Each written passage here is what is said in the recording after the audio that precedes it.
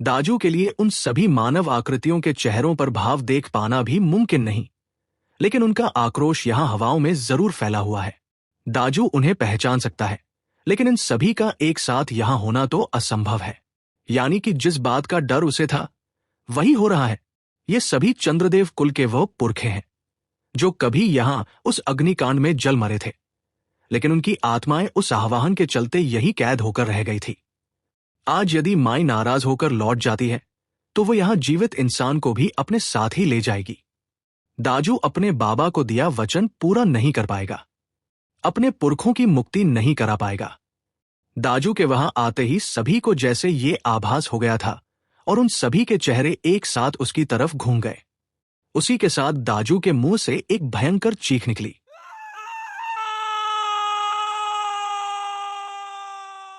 क्या इसी पल आज उसका भी अंत तय है? क्या इसी कारण वह यहां से बाहर नहीं जा पा रहा था? और पलक झपकते ही वह सभी अब दाजू के आसपास स्थिर थी। वहां अर्जुन उनके हटते ही जैसे किसी नींद से जागा और खुद को पीछे खींचते हुए वह एक दीवार से जा टिका, लेकिन उसकी रगों में अब भी दर्द बह रहा था। माई, क्षमा, दाजू बोला। मुझे क्षमा करे माई, मुझे जाने दे माई। दाजू हाथ जोड़े गिड़गिड़ाए जा रहा था कि उसे ठीक अपने पीछे पड़े हुए आदमी की हल्की सी करहा सुनाई दी। बेहोश हुआ एक आदमी जैसे होश में लौट रहा था। दाजू ने कनखियों से अपने पीछे देखा। वहां पड़े लोगों के कुछ फुट ऊपर हवा में धुंध का बादल सा बहुत वेग से मंडरा रहा है। ये देखकर बस पल भर के लिए दाजू को ये खुशफहमी हो गई कि शायद ये शक्ति उदार हो गई है, लेकिन फिर उस आदमी की आहें चीखों में बदलने लगी और जल्द ही चटकने की आवाज के साथ दाजू पूरी तरह थर्रा गया। उसके पीछे सबसे करीब जो आदमी पड़ा हुआ था उसका सिर चीथड़ों में बन गया था। यह देखकर एक तरफ दाजू की आंखें भय और घृणा से भर आई थी, वहीं अर्जुन जो कि इस वक्त पूरे होश में भी नहीं दिख रहा था, एक तरफ चेहरा लटकाए उल्टियां करने लगा। यह भी कोई देखने लायक चीज थी? इससे अच्छा तो वो मर ही गया होता। इसके बाद हर 2-4 पलों में एक ऐसी आवाज आती और गुफा की दीवारों पर खून, हड्डियों, नसों व सफेद तरल की छींटे पड़ जाती।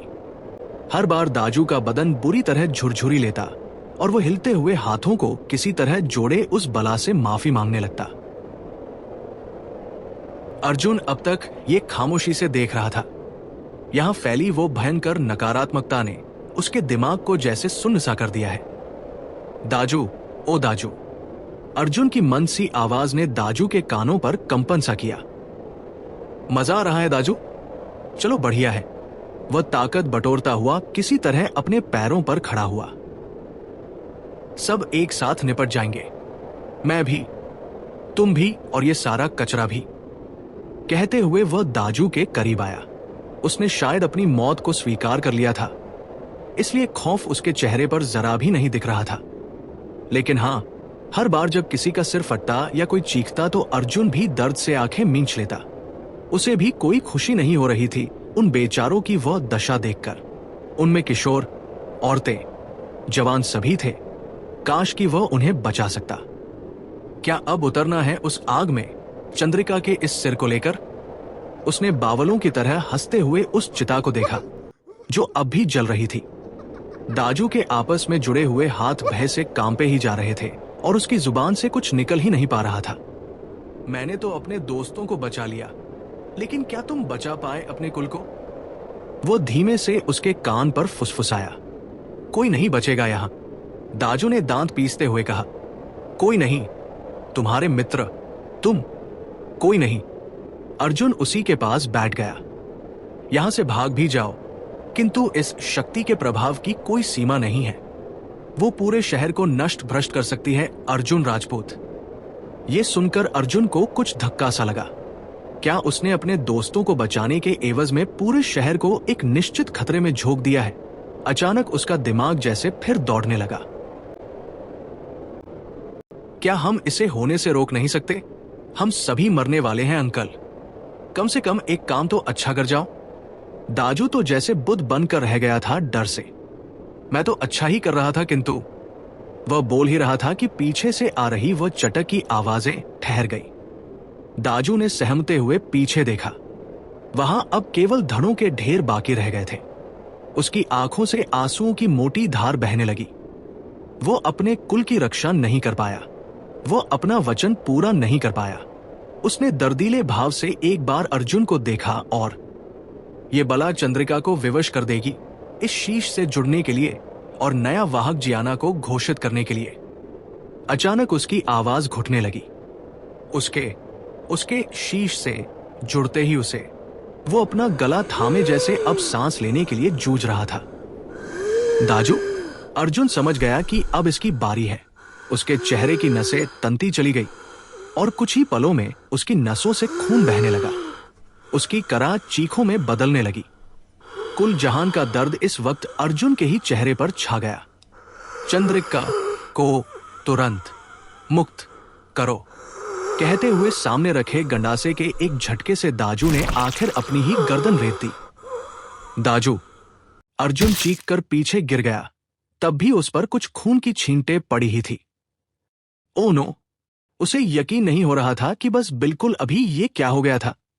वहां वो धड़ खून की धारें छोड़ते हुए कुछ देर बैठा रहा और फिर एक तरफ लुढ़क गया, बिल्कुल अर्जुन के पैरों के पास। खैर, उसने खुद को एक भयानक मौत से बचा लिया था, लेकिन अब अर्जुन का क्या?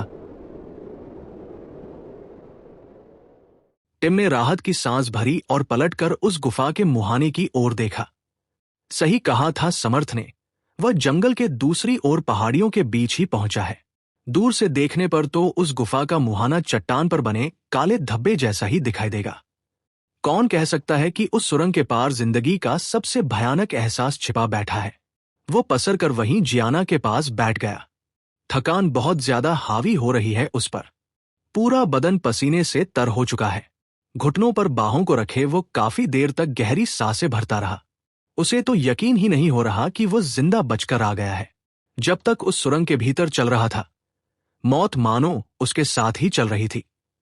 उस सुरंग से एक कदम बाहर रखते ही जाने क्या हुआ कि उसके अंदर का सारा डर जैसे अचानक आधा हो गया।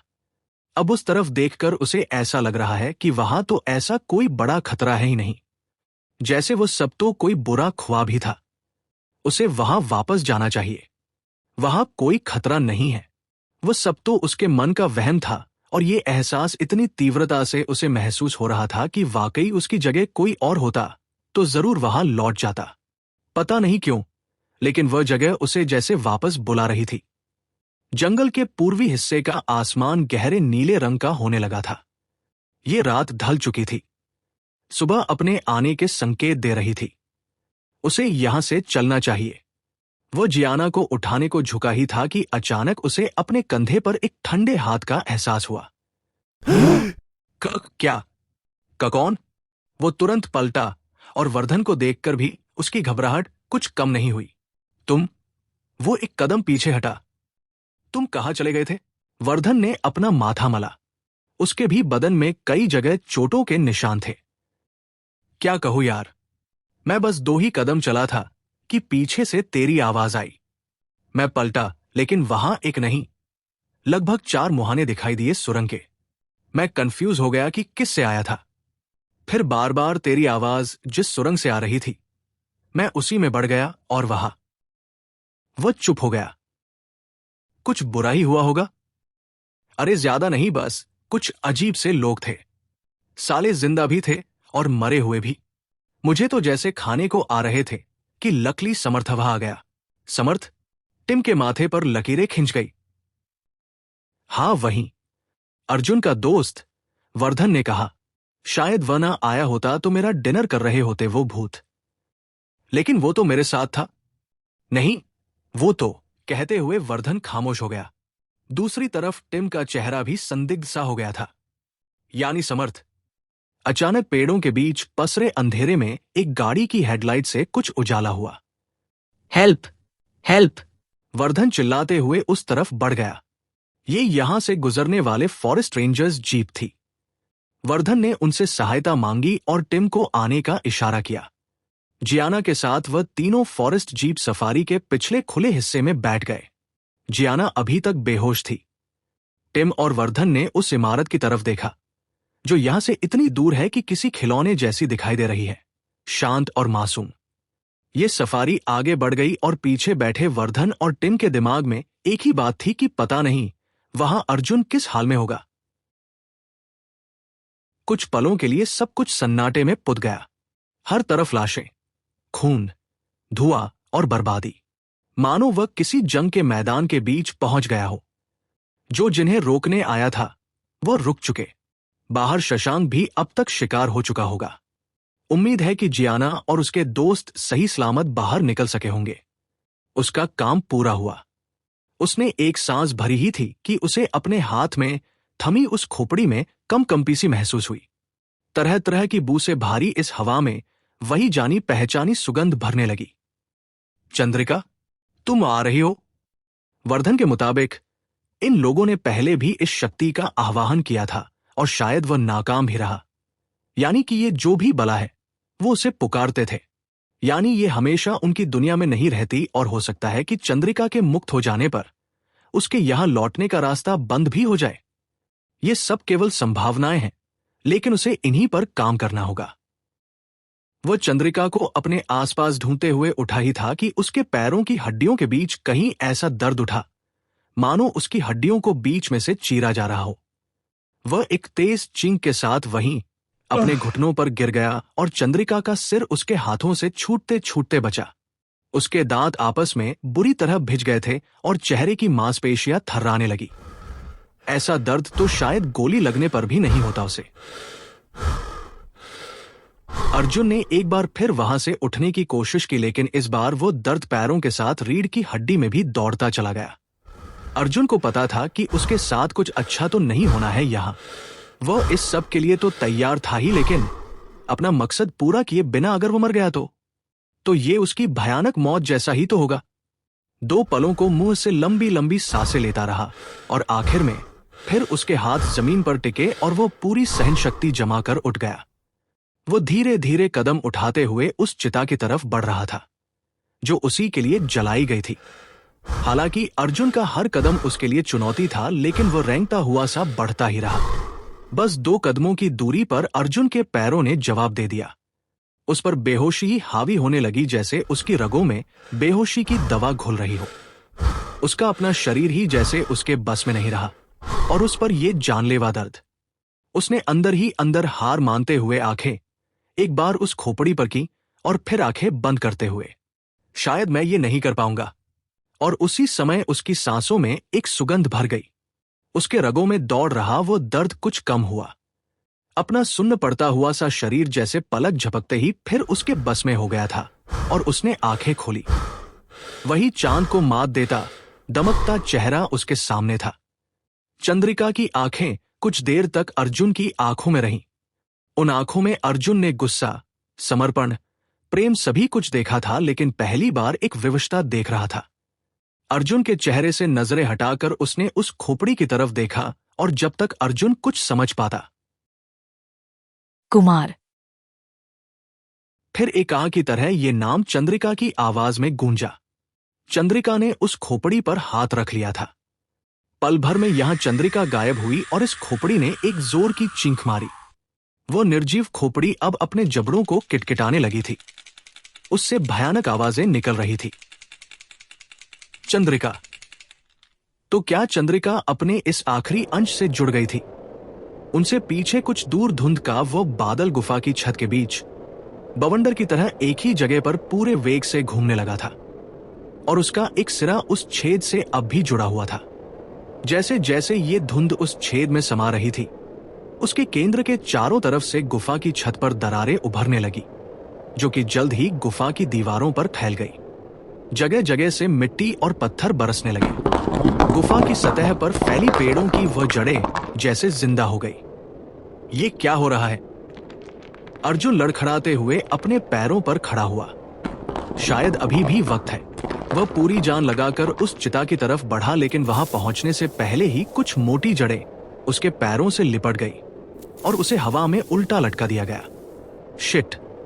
अर्जुन को गुफा की छत पर बनी एक गहरी दरार की तरफ खींचा जा रहा था। बचाव में हाथ पैर चलाते हुए गलती से अर्जुन के हाथ वह गंडा सा लगा जो बलि में इस्तेमाल होने वाला था।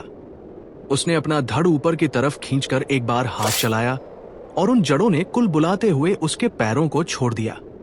अर्जुन पूरे वेग से नीचे गिरा और उसे पता चला कि उससे गलती हो गई है। वो सीधा उसी चिता पर गिरा था जिसमें अभी भी मयंक की लाश जल रही थी।